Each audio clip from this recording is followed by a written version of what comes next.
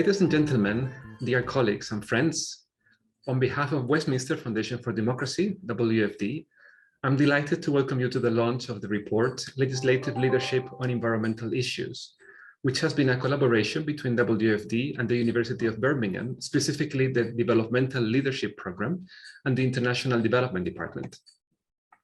We are honored to have with us the author, Dr. Petra Alderman, as well as Her Excellency, Professor Judy Wakungu, who is Kenya's ambassador to France, the Holy See, Portugal, Serbia, and Monaco, and Nicola Simpson, who is head of the Blue Economy Accelerator Lab at the UN Development Programme, UNDP. They will reveal different aspects of the report to us over the next 45 minutes or so. But before we proceed, please let me thank you for having chosen to make the effort and join us at this somewhat unusual hour for an event in London, and in this time zone more generally. And also, please let me announce that the event will be recorded and available on WFD's website and YouTube channel. By participating in this session, you agree to this event being recorded. Audience members will not be able to turn on your cameras or microphones, but you will be able to, and we hope that you will, submit questions via the Q&A function. It was a pleasure to read this report, and I believe that it will provide a clear example of what we mean at WFD when we talk about the democratic dividend in matters concerning environmental governance. Our Environmental Democracy Initiative is inspired by the realization that there are multi-layered nexus between the environment and democracy. And although it is certainly necessary to strengthen democracy to help it deliver to its full potential for people and planet, democracy is better placed than autocracy to deliver sound environmental governance. So this is the core principle guiding our work in Georgia, in Armenia, Indonesia, and other countries. We know that more extreme weather patterns, rising sea levels, and widespread pollution complicate everyday lives of millions of people around the world, but government actions on these issues is often quite slow. On the other hand, parliaments play a crucial role in democratic policymaking, but although action is slow, in some cases, they are already getting bypassed when it comes to environmental action. So what are the implications and the immediate consequences of this? So this report examines the extent to which legislators protect the environment by conducting a study of single-use plastic bans in 32 countries and presents 3 in-depth case studies on Barbados, Kenya, and Thailand. The findings suggest that promoting swift environmental action at the expense of democratic governance does not necessarily pay any dividends. So this is what we're going to explore. As many of you will have noticed, this launch date is fortunate as we happen to be in the countdown to the start of the first official round of talks on the new UN Global Plastics Treaty in Uruguay to put an end to plastic pollution. It will start next week. The broad terms of the treaty were finalized at the UN Environment Assembly meeting in Nairobi earlier this year. And a key point was that nations agreed to produce a treaty covering all parts of the plastic life cycle, meaning that a reduction in plastic production, especially for single-use applications, will need to be included. However, some nations and businesses had been calling for the end-of-life collection and processing of plastics specifically to be the main focus point. Now, negotiators will have until 2024 to finalize the treaty. And now, without further ado, please let me introduce the author, Dr. Petra Alderman. Petra is a postdoctoral research fellow in leadership for inclusive and democratic politics at the University of Birmingham. She works in the areas of democracy, authoritarianism, elections, environmental leadership, and promotional politics, nation branding mainly. She has a geographical focus on Southeast Asia and is fluent in Thai. So Petra, welcome. Thank you for being with us today. First of all, are you happy if we just paste the link to the report in the dialog box, thereby launching it? Are we ready? Yes, of course. Thank you.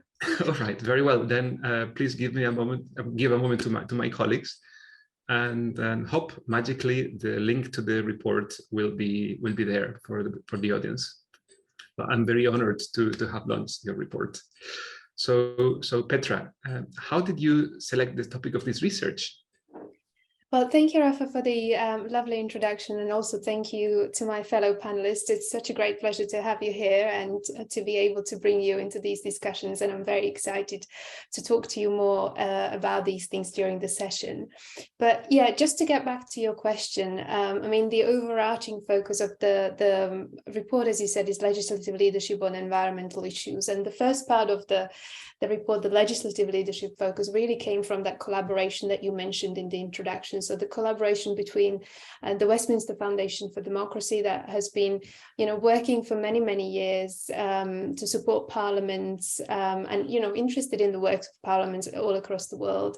The DLP, which is the Development Leadership Programme, that is very much interested in the questions of leadership, not always maybe in the formal political settings. Leadership could come from, all different areas and aspects, but, those kind of things kind of merge together. And within that remit, I could look pretty much at anything, but I really wanted to explore some environmental topics, and it was a new research area for me. So I've not researched or done any kind of research into environmental topic before, but it was something that I was very much interested in on a personal level as well. And I feel like in this day and age, we can no longer ignore the questions and issues of environment. So I thought it was quite a good opportunity for me to take this leap and do this research into this environmental topic. Now, obviously, talking about legislatures, I thought, okay, how do I approach this? So I came up with a set of questions to guide the focus of the research that you will be able to see and read in the actual report. But the first question really was, what role do legislatures play in environmental policy making? So that was the kind of the basic question. And then a related question was, does this role actually change if you move from or between different regime types? I mean, as you said before, there's been a lot of debates, both in academic circles, but also in public, whether democracy is still a suitable format for tackling environmental issues, or whether you need a more kind of stringent autocratic model to address these issues. So that was very much motivated by these kind of discussion. My third question was, what are the main enablers and barriers to legislative action on environmental issues? And last but not least was the question of what could we do to support legislative leadership on environmental issues? Because I think that's, I think from the academic perspective, we're very kind of good at picking at problems and pointing out, okay, these are the problems. We might not be as good at suggesting solutions. So I kind of trying to bridge that and not only show what is happening, but also potentially provide some suggestions of what can be done going into future.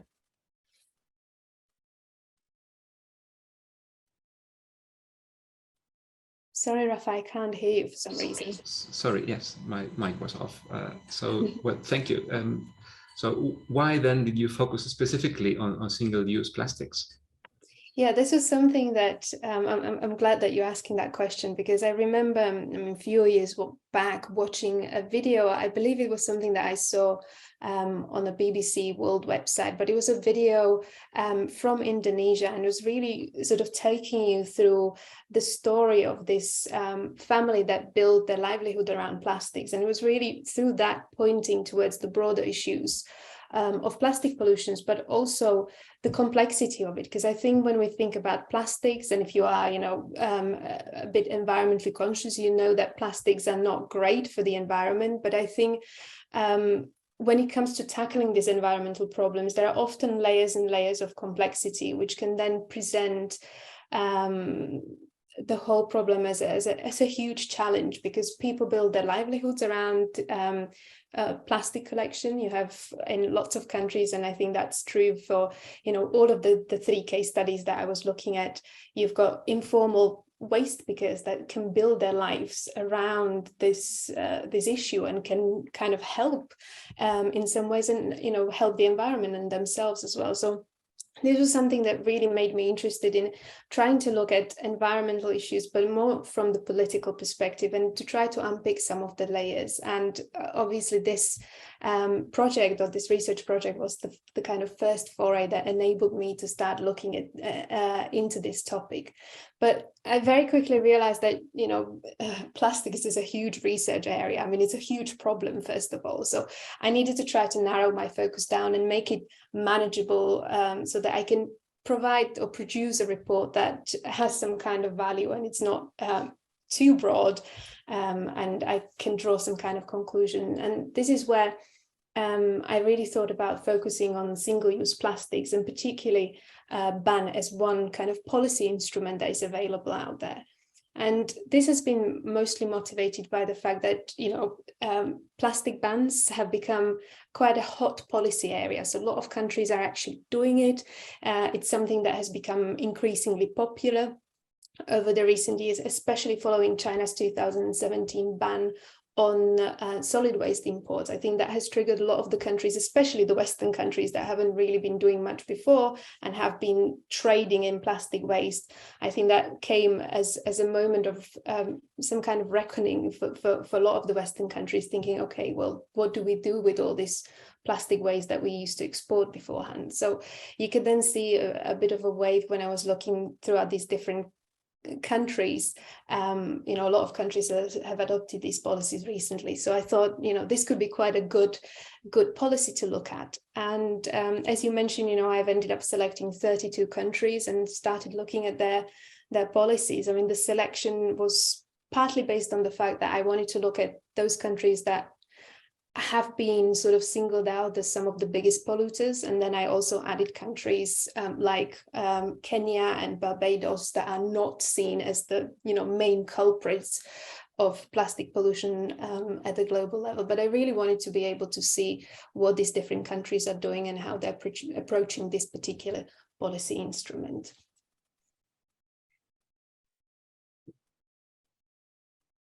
I can't hear you, sorry. Sorry. So what did you find then? What are the key findings of the study, in your own words? Okay, so one of the key findings was, I mean, as I mentioned, one of my questions was about, about different regime types. So one of the really key findings was that regardless of the regime type, there has been an uptake of this particular policy implement, so the single-use plastic bans across the whole regime spectrum. So all the countries around the world, regardless of their regime types, have really been doing something for the environment. But what was quite interesting to look at was that in some of the less democratic regimes, these single-use plastic bans tend to have a slightly narrower character, in a sense that typically they may be able only to focus on maybe one or two types of these single-use plastics.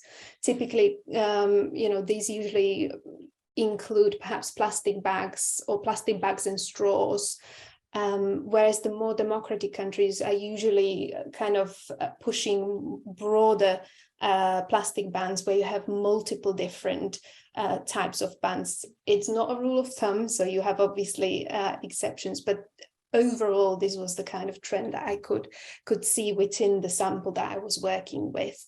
Where non-democratic regimes or the less democratic regimes actually outperformed democracy was in the scope of the subbans, in terms of these countries tended to target more of the upstream and downstream activities within the single-use plastic life cycle. So a lot of the democracies perhaps focused on banning the use of plastics, but not necessarily, single-use plastics, but not necessarily their production. And a lot of the non-democratic countries actually banned the production. And I think going back to what you were talking about, the plastics treating thing, I mean, if you really want to reduce the amount of plastics in circulations, I think production is quite a crucial area to also tackle, because then you don't have new plastics always coming onto the market. So I think this was a very interesting finding in itself that came from the report. Then the second area was that legislatures really played a mixed role in enacting these single-use plastic bans. Legislative involvement in this area seems to be stronger in more democratic regimes. for many obvious reasons, I guess, in that sense. But the less democratic regimes are more likely to favor regulatory approach. There are various different reasons why in some countries parliaments are purposefully made weak. So then it's obviously a lot more difficult to enact legislatures. There could be a lot of lobbying or partisan interest. So there are lots of various different reasons for that. Once again, there are also exceptions. So you have non-democratic regimes, really closed autocracies like China, Egypt, or Rwanda that actually enacted their bans via a full legislative process. But in these countries, legislatures do not have much independence. So you can't really take them as a kind of model for what to do or what not to do. Another important finding in regards to legislatures' role in enacting these single-use plastic bans is that legislatures can also become barriers. And I think that came through some of the case studies as well. And this is particularly in relation to if you have very strong industry interests parliamentarians can be lobbied by these industry interests, and then they can actually provide a massive barrier for any kind of legislative action. And then you might not be left with many options but the regulatory approach.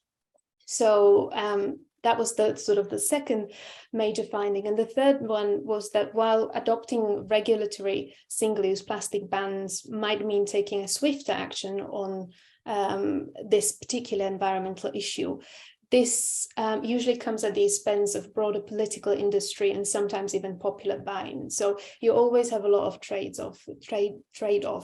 And I think the legislative process itself enables more involvement of different stakeholders.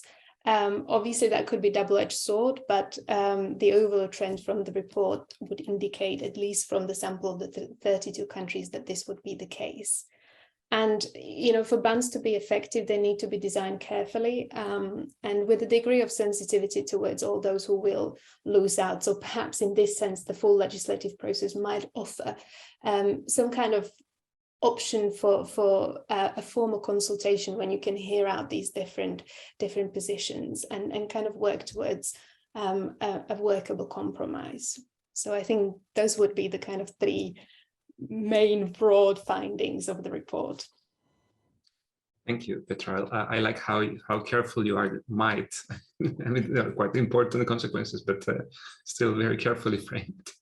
So, could you please explain why did you choose these three countries in particular? I mean, Barbados, Kenya, and Thailand as your deep dives, because they are geographically dispersed and on first sight, they may have little in common. So how did you come to this?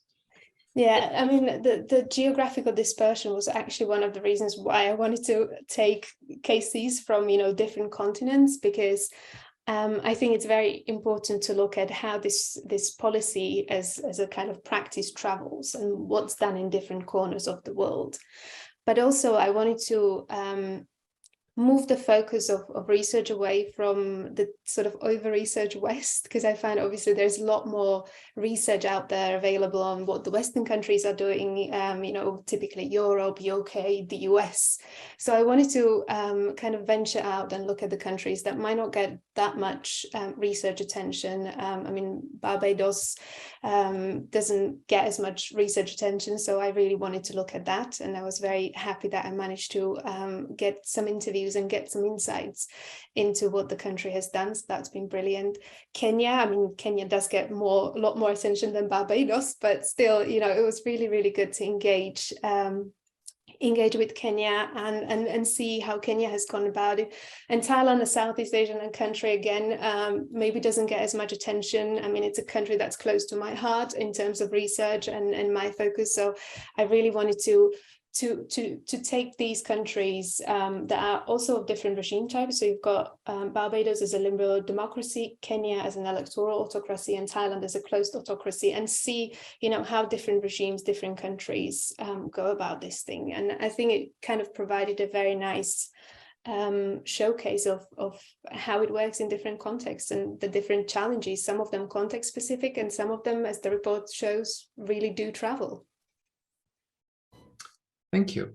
Unfortunately, we do not have any speakers from Thailand this evening, but given that we have other speakers from Kenya and Barbados, it would be great if you could focus a little bit on Thailand. So what would be your key findings from this country in particular?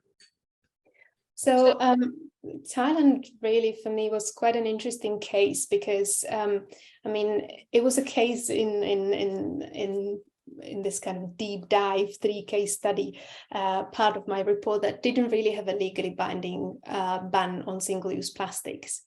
It had a voluntary ban. And it was quite interesting because, you know, I mean, plastics, as we discussed, you know, the implementation could be always quite difficult. So how does it even work if you have a voluntary ban? Like, is it even a ban? So I thought that was really an interesting thing to look at, because I think in theory, having a voluntary ban seems like a nice thing. But I think, unfortunately, from the case, it's not really how the world works. It's very difficult to actually make a lasting change with that. So basically, the military government that was in power in Thailand from 2014 till 2019, they were actually the ones that passed the cabinet resolution on plastic waste management. And this cabinet resolution actually contained a single-use plastic ban. And it was a ban targeting multiple types of single-use plastics, but it was never really made legally binding either by the military government or the current government, which is basically the same kind of people, but you know, under the guise of elected government. So they've not really made it legally binding. And what's quite interesting is that once you start actually looking a bit closer at the voluntary ban, you quickly realize that it's more about perhaps paying lip service to the problem of the single-use plastics than actually doing something really about it. And in many ways, it seemed like the Thai military government was perhaps trying to save its face a little bit, given that Thailand has been time and again sort of singled out as one of the major plastic polluters. So if you look at lots of these rankings, Thailand keeps coming at the top or near the top. I mean, part of it is because obviously Thailand has domestic issues with plastic. Another part is that Thailand has been a destination for plastic waste imports. So, you know, it's a bit of a mixed bag. So it's not all just the country's fault in that sense. But the problem is there, and this voluntary ban hasn't really done much to address this problem at a serious level. And some of the reasons for the failure of this ban, obviously, you know, except the fact that it is purely voluntary, is because when you start really looking at some of the main players, you will soon realize that there are two major polymer producers in Thailand that produce a lot of virgin plastics. And these two big companies have considerable influence over the Thai government.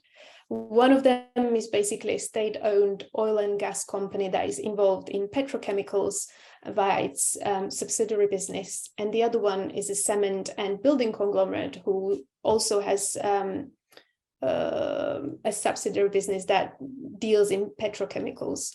And so, as I said, the first one is state-owned, and the second one, basically, its major shareholder is the Thai King. So you have basically the government and the Thai King involved in plastics. So you can kind of see how difficult it would be to make this ban legally binding. And there's probably very little real motivation at the top level to make that happen. And I think this is, you know, in some ways what you can see that, you know, further down the line, if the power change hands, for example, in Thailand, then there would be some legislative efforts to perhaps enact some kind of ban. You can see how this could come to loggerheads, that there could potentially be a problem with this. And I think in some ways, this also links to some of the experiences in other countries, maybe not as, I would say, as marked in case of the state involvement and the involvement of the monarchy in the petrochemical business. But you can see that the strong industry interest in some of the other cases as well have caused a lot of problems when it came to trying to first enact and then implement these single-use plastic bans. I mean, there's been some success when the voluntary ban has been announced. People in Thailand definitely have become more aware of plastics or single-use plastics being a problem.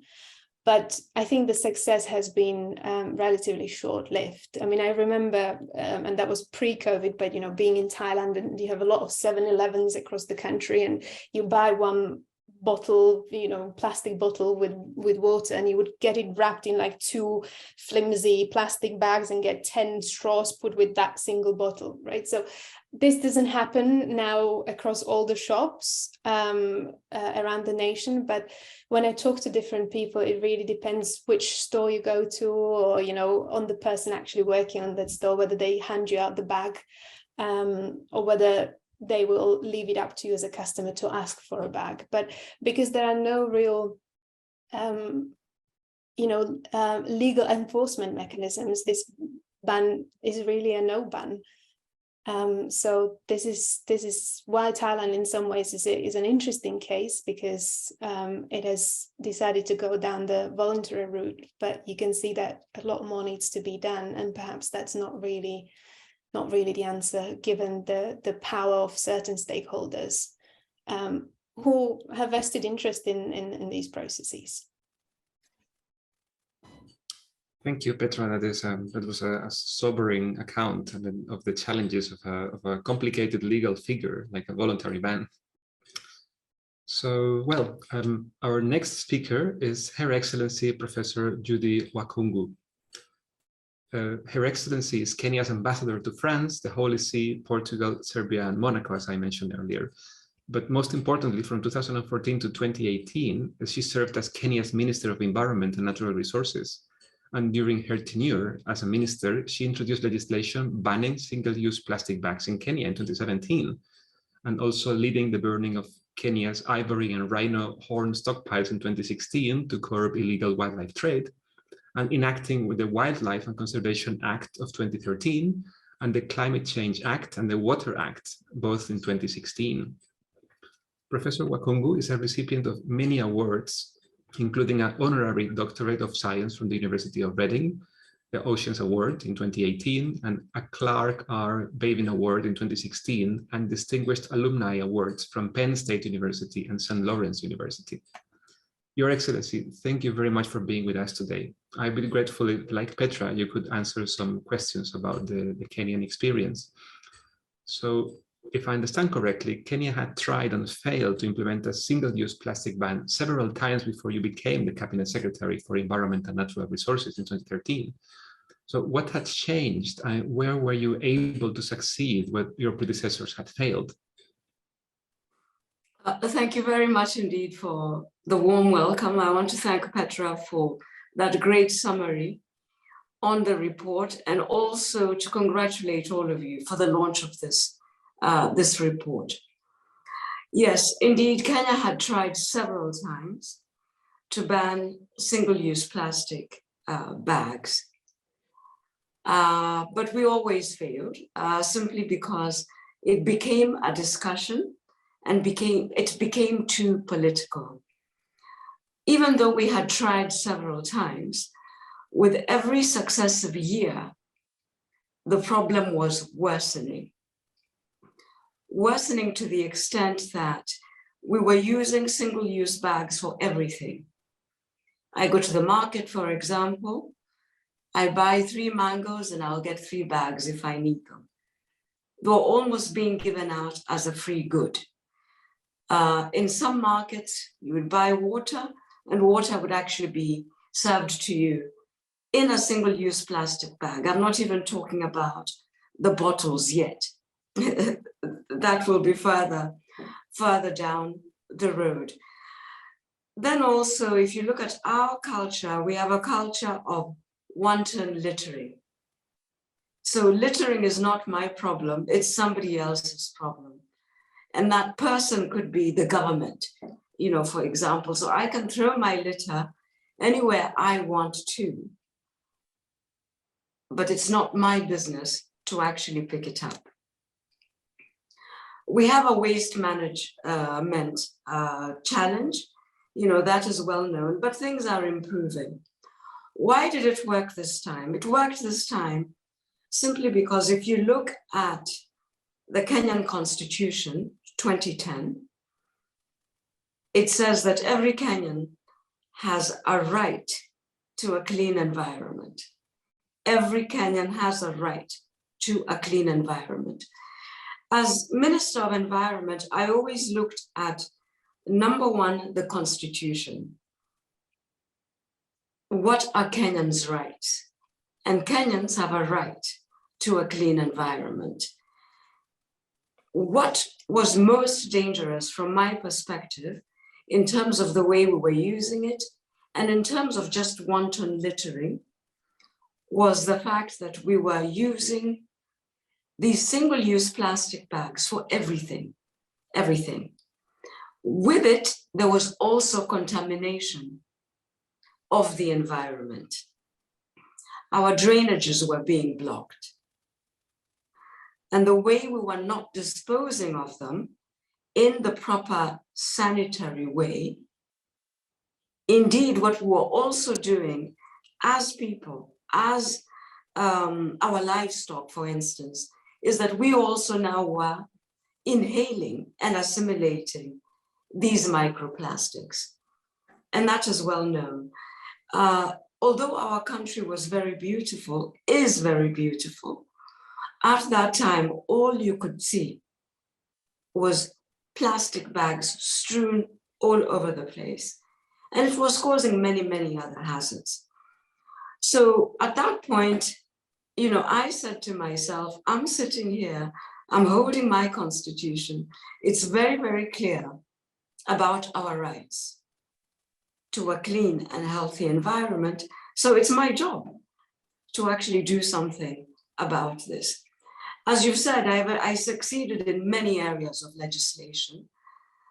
So I said, okay, I now have the experience after legislating many other acts and in many other sectors. So let me also push this particular one. Public participation is extremely important in Kenya. And without any piece of legislation, without enacting a policy or even a sessional paper, one needs to go to the public and get the public's views. Thousands of Kenyans were fed up. Many of them were very outspoken, and some of them would write privately, but many of them were out there in the public, being very outspoken about their particular concern. I was very much aligned with them, very much aligned with them. I also worked very closely with the Environment Committee in Parliament and also with the Environment Committee in Senate. They were very supportive to me with these other pieces of legislation, but when it came to the plastics, the single-use plastics, they were a bit hesitant. They were a bit hesitant. We had to make adjustments when it came to our Environment Management and Coordination Act, which we call EMCA. So we made some amendments with the assistance of, again, the public, with the assistance also of the Attorney General, so that this now, a slight amendment gave the Minister of Environment, and that was me, of course, at that time, the power to ban any chemical that was deemed hazardous to the public. Now, when we made that amendment, many people were not, they were not aware of just the power of that particular amendment, but I think I was very clever and dexterous to have been able to do so. The public was outraged. The manufacturers, not so. Now, when I say the manufacturers, which I think Petra referred to in the Thailand case as the producers, you know, in our case, it was the manufacturers. The manufacturers, I had been meeting with them quarterly for almost 3 years. And this was a standing committee. It was a standing committee between the manufacturers and the responsible agencies in the Ministry of Environment. And this particular agency was the National Environment Management Authority, and that is the regulator. And so we used to meet, they would meet, and then they would give me the reports. Beautiful reports, wonderful reports, always very well updated, but nothing concise as to how I ought to move forward. At that point, I realized that the situation is getting worse. The manufacturers themselves are divided, and they were divided into two groups. They had a plastics committee. This is the manufacturers. So they were divided into two groups. One group was a group that didn't want the ban. It's off limits. This is a valuable material. And then the other group was for investors in alternatives. So in other words, these were mostly the younger members that were investing and had already brought in equipment for biodegradables, compostables, very advanced materials, which we also negotiated for them to bring it in at a favorable rate. Then there were some broadly on the manufacturers who were also interested in returning to the traditional materials that we've always had, such as fiber, sisal fiber, and so on, banana fiber, many other traditional materials, which is also a great industry. So it was difficult, but when this was now brought to my table, I said, I have to take the leadership on this, because I'll keep getting one thesis after the other, one lovely report after the other, and the situation is worsening, and the Kenyans' voices and the public were getting louder and louder.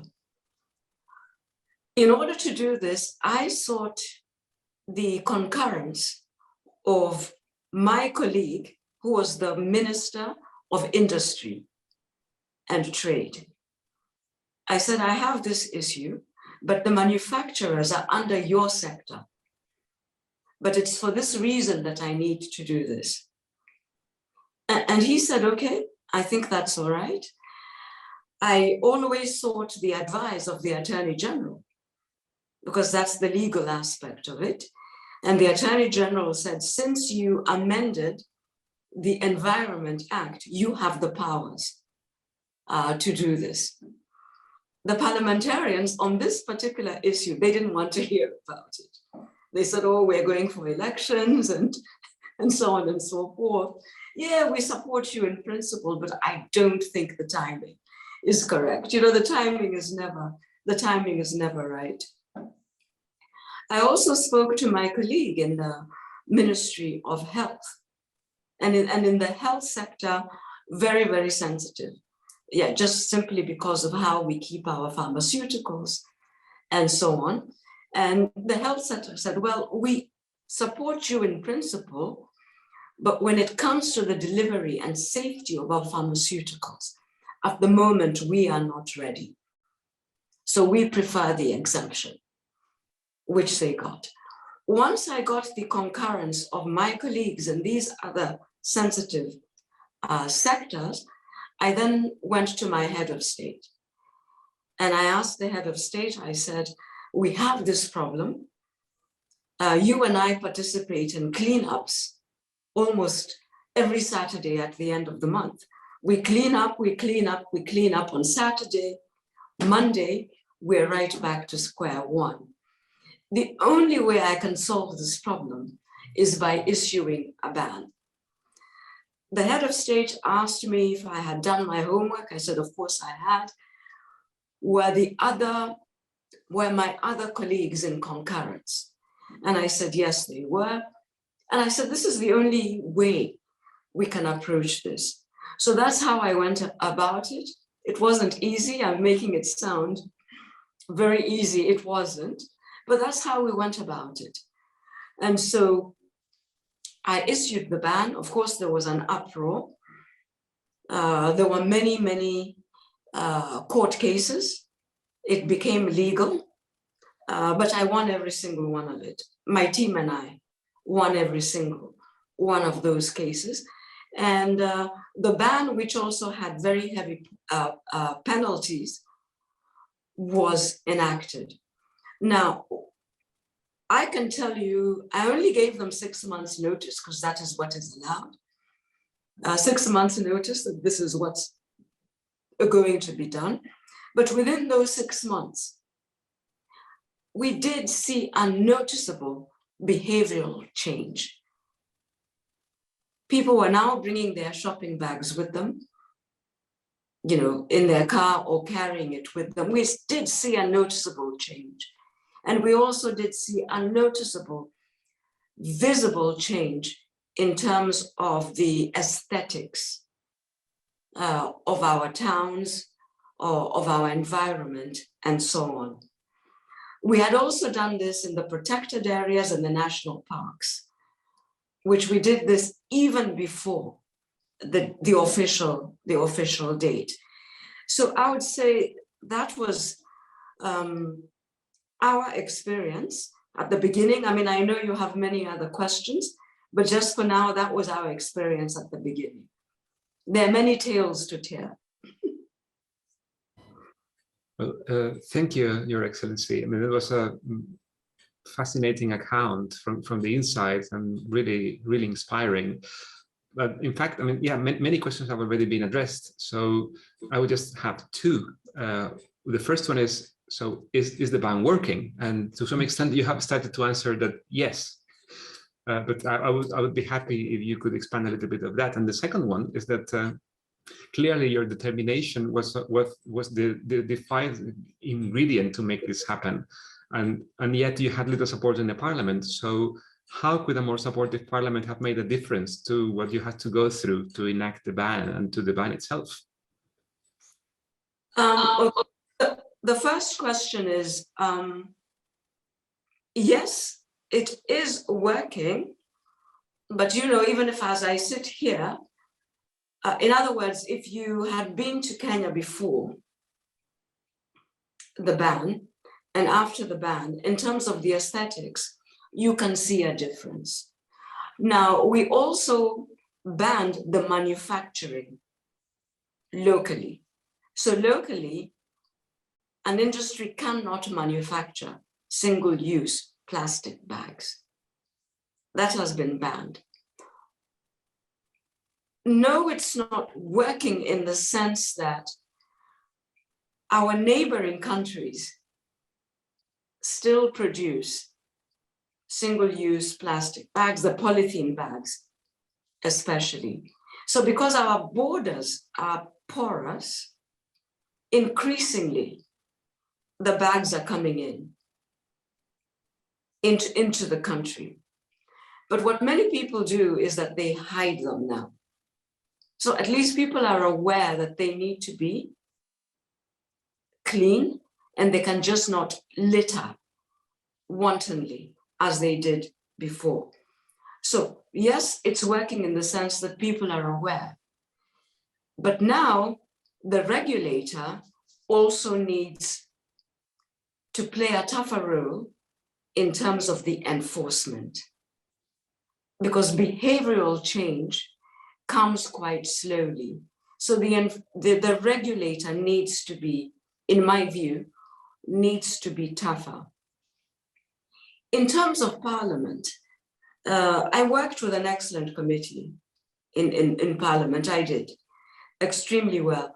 But the issue of plastics was, I think, a bit too explosive for many of them. When it came with the Wildlife Act, yes, it was combative, and you know, with every piece of legislation, one must negotiate. You come with everything on the table, but then you say you take some and you lose some. We did this exactly the same way with plastics. What was brought on the table was the whole pathway of single-use plastic bags. even negotiating with the big industries on the single-use bottles. It could have been timing. The timing in that members of parliament tend to be very, very sensitive before they go for the elections. So timing is everything, because what they want is to come back to parliament. It may have been too sensitive for them, but because of the regulation, because the minister had the powers as advised, according to the law which we had amended, I went ahead because I could sense that they were a bit hesitant. So I went ahead and banned, and then they summoned me later for a very tough session. Is it working? Yes, it is working, but we need the regulator needs to be more vigilant in ensuring that we don't go backwards. Well, thank you very much, Your Excellency, for your insights and for your really impressive leadership on behalf of the whole planet. So now on to our final guest speakers, Nicola Simpson. Rafa, you're muted again. Oh, sorry. Yes, so thank you very much, Your Excellency, for your insights and for your impressive leadership on behalf of every citizen on the planet, really. So now on to our final guest speaker, who is Nicola Simpson, as the head of the Blue Economy Accelerator Lab at UNDP. So as a champion of our natural environment, including the ocean, Nicola has a deep passion, love and connection and respect to the blue and the green. Using her voice to inspire and empower change through connection, Nicola is currently learning, exploring and innovating at UNDP Barbados and Eastern Caribbean Accelerator Lab to co-create grassroots solutions in key blue economy sectors such as fisheries, tourism, renewable energy, waste management and restoration. Good evening or morning, Nicola. Thank you for joining us. So I do have a few questions for you as well about the experience in Barbados, although I realize that now you're currently talking as a UNDP representative. So less than a year into Prime Minister Mia Mottley's first term in office, the Barbadian Parliament passed the country's first ever single-use plastic ban. So why was the ban such a high priority for the Mottley government? Sure, just before I respond, yes, good afternoon from Barbados, and thank you so much, Petra, for engaging with me. Thank you, Rafa, for the introduction, and Her Excellency, thank you so much for sharing an extremely interesting story, and it must have been quite a learning experience and really impressive leadership. I'm sure it took a lot of perseverance, and good afternoon to our participants as well. Yes, I think, the ban was such a high priority due to a number of factors in Barbados, but plastic pollution was and is a major concern globally. I know we've touched on that a bit, and the report also touches on that. It's hard to ignore all of the environmental challenges that we're faced with every day, and especially in small island developing states, or what we're now calling big ocean states in the Caribbean. Wherever we look, no matter where you are in the world, plastic is all around us. And I think we know there are many visible and invisible types, but it's, lurking in our homes. Think of the items that you've used so far today, the computer that we're using. Have you put cream on your skin? Have you worn makeup? What are your clothes made of? Plastics are just everywhere. And I think as more and more research was done on this vast field, our government realized that, we have to acknowledge that there's huge human, environmental and social impacts of plastic pollution. And I think another key reason why this ban was such a high priority is that much of the marine litter, over 75% of the marine litter in the Caribbean Sea, comes from land, and often, that's made of plastics, and that's coming from other countries, not from the Caribbean. So as we became more aware of these impacts, this acknowledgement that we could not continue and we had to do more was a huge priority. The report also touches on the creation of a blue economy ministry, a Ministry of Maritime Affairs and the blue economy. And in order to advance progress towards the sustainable development of this new blue thing, which focused, on ocean restoration and regeneration, plastic pollution was a big part of that. And it was a really good time to start introducing a strong policy agenda on single-use plastics, even before this ministry was created in the lead up to the election. And then I think finally, or not finally, but maybe a third point is, which these are all linked, the climate crisis and energy. Barbados also set a goal to be carbon neutral by 2030. So we are on the front lines of the climate crisis. And I think when we look at the life cycle of plastic, we're becoming aware that plastic has negative impacts throughout its entire life cycle, but especially at the extraction and processing phase. Fossil fuels are extracted and processed to make plastic, and greenhouse gases are emitted at every stage of the life cycle of plastics. So I think, this acknowledgement aligned with our ambitious goal of becoming carbon neutral by 2030, and within our Barbados National Energy Policy. These were some of the key reasons why it was such a high priority for the Honourable Mia Moore-Motley, the Prime Minister of Barbados. And this was a waste management conversation as well, not just a plastic pollution conversation. And of course, there was pressure, there was international pressure. And I think Petra touched on this already, and the report also touches on this. It's a tempting policy option, and it was quite trendy, if I'm allowed to be that honest. So I think, many of those factors led to why it was such a high priority. Thank you. Well, I suppose that because the conversation was really about waste management, that several types of single-use plastics were targeted at once. But it is remarkable that Barbados enacted the ban by going through the full legislative process. And why do you think that the government plays such importance on that? Yes, as you mentioned, it was a waste management conversation, banning as many as possible at one time, and ideally, banning those where maybe alternatives were available to an extent on the market, and going through the full process. Petra also touched on this earlier in her very nice summary of the report. But I think, it really was to try to provide an opportunity for all stakeholders to have a voice, and, to try to have as participatory consultations as possible. Obviously, if you speak to some stakeholders, they will say it wasn't enough. But I do think, honestly, under the leadership of the minister at the time, the Honourable Kirk Humphrey, we knew it was a serious situation, and we needed the bill, and we had a lot of old legislation that was no longer working. So this was an opportunity to modernize some of our legislation. And I think we were very patient. I was involved in the process wearing quite a few different hats from the public sector, private sector, and third sector hat. I had a strong advocacy and NGO background, but then I was kind of transitioning into advising the ministry based on my previous experience. And as I mentioned before, I just remember there was a lot of resistance to the ban, as is expected. It was a challenging time, and Her Excellency, I think, put that very, very nicely. That it was quite an experience, but people were given a voice, and there were actually amendments to our ban based on some of the resistance and the pleas and the cries from stakeholders.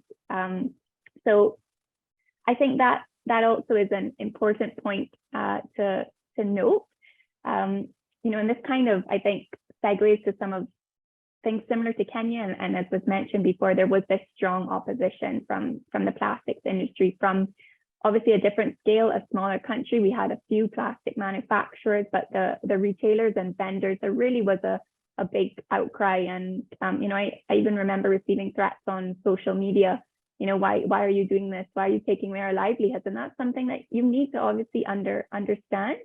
But I think under the leadership of Minister Humphrey, he really compromised with these demands, as I said, and there were amendments to the ban, and the original implementation date was pushed back by a bit. Well, we know we couldn't keep pushing it back because people would keep taking advantage of that.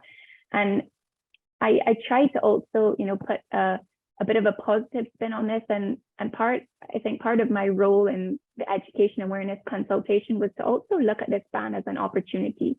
And I think Her Excellency touched on this as well, to look at different types of industry, to encourage this culture of innovation that's ingrained within Caribbean and African people, and to go backwards to move forward. As Her Excellency was speaking, I was nodding my head a lot, because people in Barbados love something in a bag, in a bag, in a bag. There's just this culture surrounding that. But at the same time, just 50 years ago, people were using natural or biologically based materials. So there was now this opportunity to try to bring the industry on board in a different way, and to know that business could not continue as usual. And this was an opportunity for innovators, for entrepreneurs, for micro, small, and medium-sized enterprises. And that's kind of transitioned to where I am now in my current role at the Accelerator Lab, because we have been working with a lot of innovators who are trying to create alternatives to single-use plastic and experiment to test what's working and what isn't. Well, thank you for that. Also very encouraging. So in 1 minute or less, could you tell me if the ban is actually working, so that we have time for maybe one question? I'll try the 1 minute. I think many learnings, great progress, still a very far way to go. This is just one tool or one measure in the waste management conversation, which is a much larger conversation. I think we have these alternatives, but unfortunately, they're still ending up in the landfill because we do not have the infrastructure in Barbados to dispose of them properly. So I think that's a very important point, that, if there are any countries that want to go through this process, ensure that, before you move ahead with the ban, we did as much homework as we could, but try to maybe promote more local alternatives if it's feasible. And if not, make sure there are alternatives on the market that can be disposed of properly, in your country. As Her Excellency mentioned, behavioral change and sparking that mindset shift is a huge part of this. So yes, we're seeing less single-use plastic on the roads, in the sea, but we're now seeing some more of these alternatives.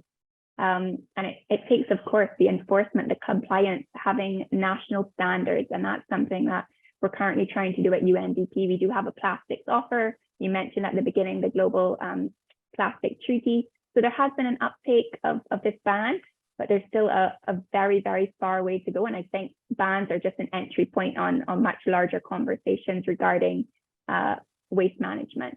So a little more than a minute, but hope that I still was able to respond on that. Well, you did respond on that, and quite magically, you also responded on the question that we've got from the audience so far, which is, if you had to advise other countries that want to go through the process, that would you advise them to do differently or be mindful of in implementing something similar? This comes from a colleague of mine from WFD, from Janet. So you already had answered somehow. So Your Excellency, would you give us some final words of wisdom? I think that if any country wants to do this, there are examples from other countries. We understand that each country is unique, but they are examples. Some of us may have been pioneers in Africa. Rwanda managed this many years ago. Kenya, Morocco, and others, we came on board at about the same time. But there are enough examples globally in terms of how to implement, how to legislate, and then also just how to keep monitoring and having that behavioral change. Each country is different in terms of their pieces of legislation. It won't happen until that champion stands up. Thank you very much. Well, we have run out of time, I'm afraid. There was another question from a colleague coming in. Maybe we'll share it with you later if we can get an answer. But I think I just have the time to thank you once more to our speakers, and not least our audience, for having joined us today and for staying connected this late in Europe and in Africa. I hope you enjoyed the conversation and that with all this knowledge, you will now be following the news on the Global Plastics Treaty negotiations from, say, a closer, more intimate angle. So have a great evening, all of you, and goodbye.